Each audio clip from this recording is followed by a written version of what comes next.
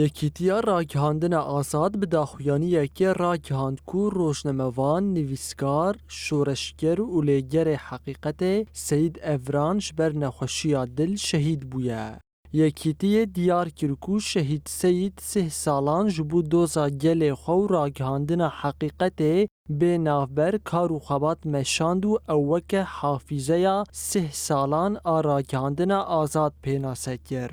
Di daxuyaniyê de hate gotin ku Şehîd Seyid mîlîtanekî pêşeng ê tevgera azadiyê bû û li 4 aliyên Kurdistanê bi pênûsa xwe rastiya civaka Kurd ragihand.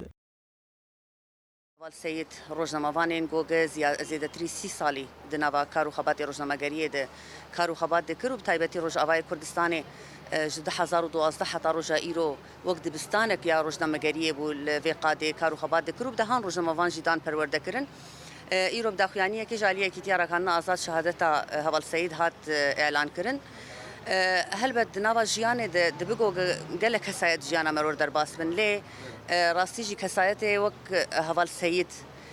bandoriya wî na û mihra wî na rastî li jiyana her kesî bi taybetî jiyana rojnamevanan de hebû û hem jî di şoreşa Rojavayê Kurdistanê de hebû.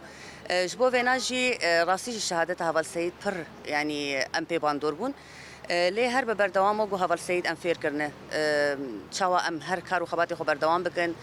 çi şehadet bi çi bi şoreş berdewam dibe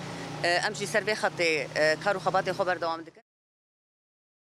Hevreyên Şehîd Seyid diyar kirin ku wî di nava şoreşa Rojavayê Kurdistanê de roleke girîng lîst.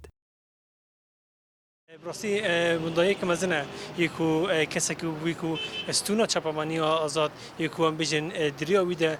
پرانی خباتکان راگاندنه وکو جیران ما مستبون راستی بینگه هک بو اجبور رجم آوانتی گشتی سر سباکو رجات سوریه یکو او پراده کنی یکو دریا ویده دریا چپمانی آزاد ناس کرنه یکو دریا ویده ده بهتر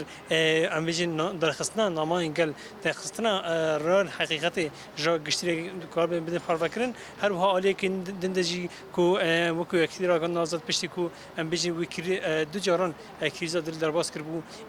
راستی ماگاهیات کو 22 ایلون ده اوج گیش آساشادتی پشتی کو کریزا دل یا بیشی باو کی دجوار درباز کرد ام جی جا کدین ام زفردم سوزا خا پیرا دوباره دکن و جا کدین سوزا شوپاندنا ری حقیقت ام سوزدن.